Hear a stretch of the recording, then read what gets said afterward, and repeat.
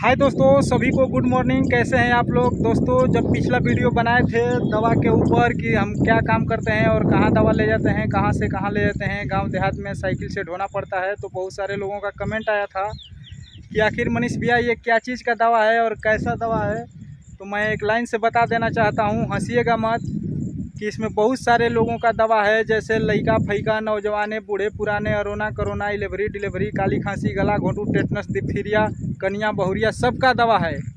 तो आप जान चुके होंगे कि इसमें किस चीज़ का दवा है और कैसा दवा है। आज के बाद कमेंट मत करिएगा।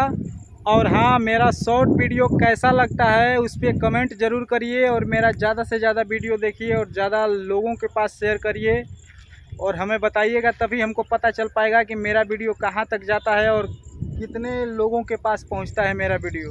और अभी 1 2 3 जगह दवा ले जाना है, तो लेट हो जाएगा ले जाने में। बहुत लंबा वीडियो बनाएंगे, तो वीडियो को ज़्यादा से ज़्यादा लाइक, सब्सक्राइब, शेयर करिएगा।